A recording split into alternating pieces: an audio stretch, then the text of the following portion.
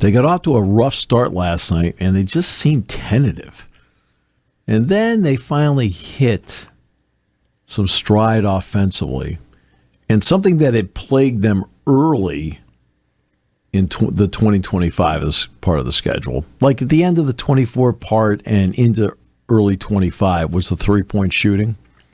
You know, and Dick and I had talked about it and chronicled that, hey, look, you got to hit some. Well, they started hitting some. And Freddie DeLeon last night was 4 of 7 from the field. He was 4 of 4 in threes. He was 0 of 3 in twos. Like, okay. Right. Interesting way to go about it, sure. But the point value, can't put a price on that. In the second half, they got that run going, and you could just see at both ends. Mike Rhodes picked the right time. Like, I'm talking instinctively picked the right time to go, okay, for the first time tonight, there's about 7 minutes left. We're going to go 2-3 zone. Now, Rutgers had practiced against it because Penn State has used it of late. But after going for the first 33 minutes without seeing it, Rutgers looked like, what the heck? I mean, they looked at it like, what the heck? Even though they practiced against it. Right? And they had 4 straight empty possessions against it. So it was just one of those instinctive, timely moves that Mike made. And Mike's a great coach. I mean, Mike really is a terrific coach. Better guy, terrific coach. And it made such a difference. Now, there are 2 turning points in the game, one for each team. So let's get to the one that got Rutgers back in it late. And that was Yannick popping out and getting the foul 40 feet from the basket on a blitz. That's how he fouled out against Michigan State. You got to be smart and careful. You're just out there just to give them bone. You're not out there to hit anybody. When's the last time you saw somebody come out in a blitz and steal the ball?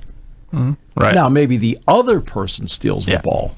Absolutely. But the person forces a turnover where you don't throw it away. But you never see the person that comes out on the blitz. Not a chance. Steal the ball.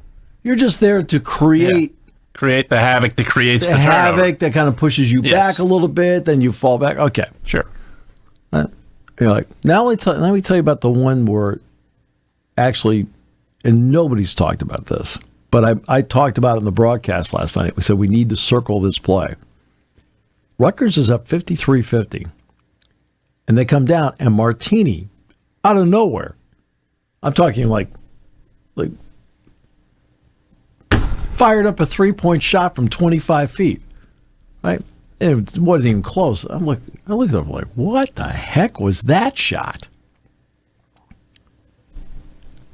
Like, they ran no offense. He just went, I'm throwing it up. And I said to Dick, I said, that is the definition of the happy on the farm shot. I said, we need to circle that one and maybe open the door. Well, Penn State ran off 11 unanswered points after that shot. Like, it's something that you see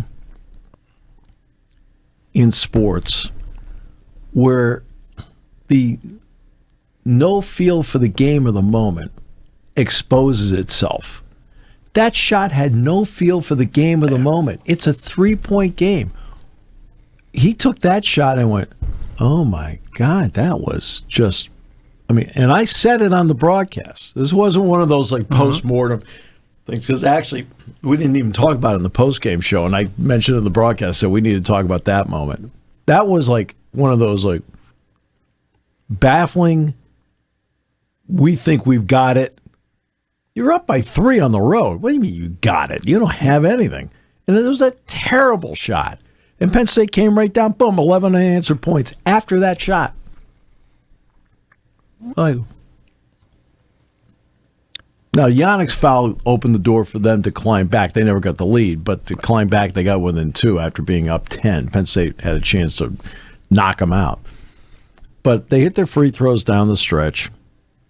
Nick Kern hit all 4 of his free throws down the stretch, as a matter of fact, which was huge.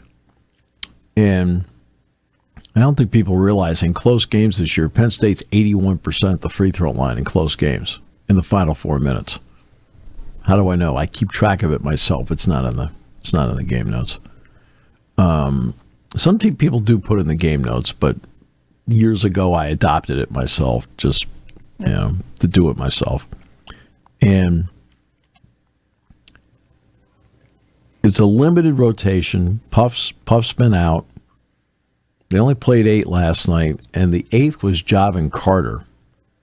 So really, you're going to see 7 guys really log some big minutes. Now, Miles Goodman did not play last night, but that was just a choice by Mike based on the 2 big guys, Somerville and Agboli, being out there.